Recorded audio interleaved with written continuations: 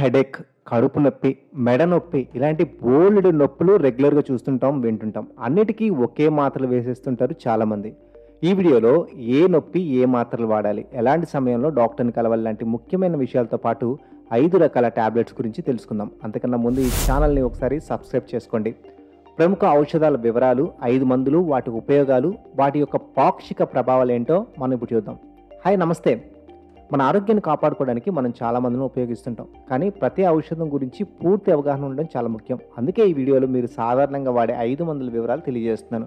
ఈ ఔషధాలు వాడేటప్పుడు మీరు తప్పనిసరిగా అవగాహన పొందాలి. అందులో మొదటిది పారాసిటమాల్. ఈ టాబ్లెట్ ఉపయోగాలు ఏంటో ఒకసారి చూద్దాం.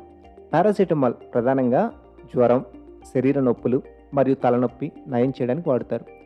శరీర వేడి తగ్గించడానికి మరియు నొప్పిని తగ్గించడానికి ఇది ప్రభావవంతంగా పనిచేస్తుంది. సాధారణంగా వయసుకు అనుగుణంగా 500 మిల్లీగ్రాములు లేదా 650 మిల్లీగ్రాముల మాత్రలు ప్రతిరోజు 3 నుంచి 4 సార్లు తీసుకోవచ్చు. పాక్షిక ప్రభావాలు అలర్జీ, చర్మం మీద వాతలు, బలహీనత వంటి పక్ష ప్రభావాలు కూడా ఉండవచ్చు. ఎల్లప్పుడూ గుర్తుంచుకోండి, పారాసిటమాల్ ఎలాంటి ఆల్కహాల్తో తీసుకోవడం కానీ లివర్ ఇన్సిఫిషియన్సీ ఉన్న వ్యక్తులు జాగ్రత్త